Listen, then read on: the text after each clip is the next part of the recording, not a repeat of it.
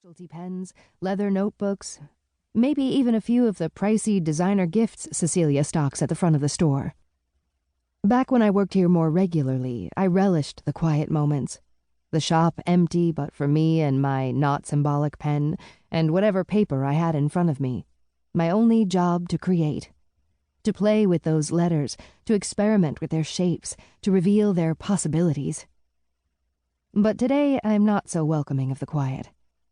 Instead, I'm wishing for some of those Sunday shoppers to come back, because I liked it. All the noise, all the people, being face-to-face with brand-new faces. At first I thought it was simply the novelty of having my phone put away for so long. A forced hiatus from those red notification circles that stack up in my social media apps, likes and comments on the videos I post. The ones I used to do for fun, but now are mostly for sponsors. Me showing off brush lettering pens I don't even use all that regularly. Me swooping my hand through a perfect flourish. Me thumbing through the thick, foil-edged pages of some luxury journal I'll probably end up giving away. Eventually, though, I realized it was more than being away from the phone. It was the break from that master task list I've got tacked above the desk in my small bedroom. The one that's whimsically lettered but weighted with expectation. My biggest, most important deadline ratcheting ever nearer and no closer to being met. It was the relief of being away from the chilly atmosphere in my once homey, laugh-filled apartment, where these days Sibby's distant politeness cuts me like a knife, makes me restless with sadness and frustration. Now the quiet in the shop seems heavy, isolating. A reminder that a rare moment of quiet is full of dread for me lately, my mind utterly blank of inspiration. Right now it's just me and this word, May, and it should be easy. It should be plain and simple and custom-made and low stakes, nothing like the job I've been avoiding for weeks and weeks. Nothing that requires my ideas, my creativity, my specialty. Sans serif, bold, all caps, no frolicking. But I feel something staring down at this little word. Feel something familiar. Something I've been trying to avoid these days. I feel those letters doing their work on me. Telling me truths I don't want to hear. Maybe you're blocked, the letters say to me, and I try to blink them away. For a few seconds I blur my vision, try to imagine being decorative, try to imagine what I'd do if I didn't have to keep my promises to the client.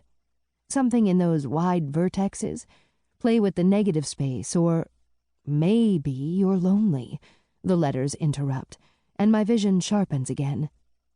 Maybe, they seem to say, you can't do this after all. I set down the micron and take a step back. And that's when he comes in.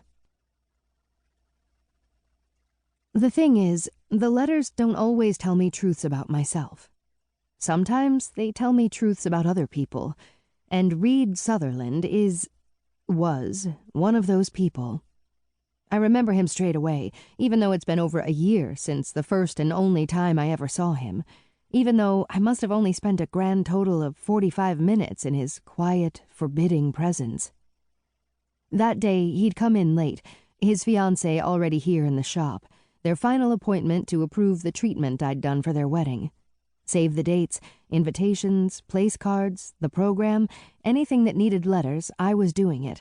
And the truth is, by then I'd been almost desperate to finish the job, to get a break. I'd been freelancing for a few years before I came to Brooklyn, but once I started contracting for Cecilia exclusively, handling all the engagement and wedding jobs that came through the shop, word about my work had spread with a speed that was equal parts thrilling and overwhelming.